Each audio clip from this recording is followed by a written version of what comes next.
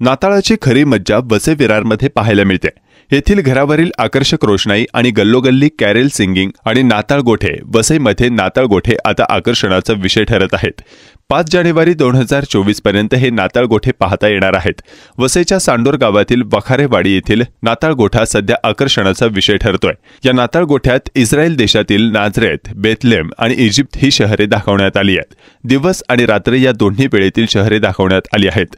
Nazareth येथे Joseph आणि Maria यांची झालेली पहिली भेट, बेथलेम येथे प्रभू येशूच्या गायीच्या गोठ्यात झालेला जन्म आणि नाझरेथ येथे जोसेफ आणि मारिया यांचं झालेलं पलायन हे दाखवण्यात आले।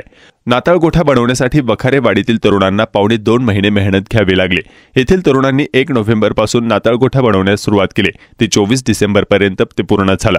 शाळा, कॉलेज आणि कामधंदा सांभाळून सायंकाळच्या वेळेत ही तरुण मंडळी नाताळ गोठा बनवण्याचं काम करत होते।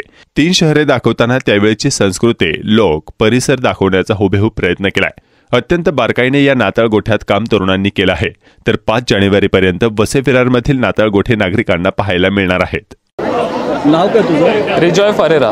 नाताळ गोठ्याविषयी काय माहिती सांग? नाताळ गोठा म्हणजे आपला प्रभू येशू ख्रिस्ताचा जन्माचा साजरी करण्याचं जे 2000 वर्षापूर्वी झालेला जो घटना आहे ती आम्ही प्रत्येक वर्षी घोट्याच्या निमित्ताने साजरी करत असतो।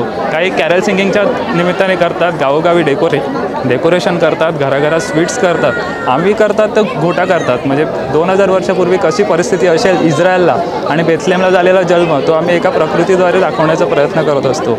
आमच्या गावाला साधारण 28 वर्षापासून आम्ही या घोटा सतत करत आहेत आणि पुढच्या पिढीला देखील हेच देण्याचं आमचं मुख्य उद्दिष्ट असते।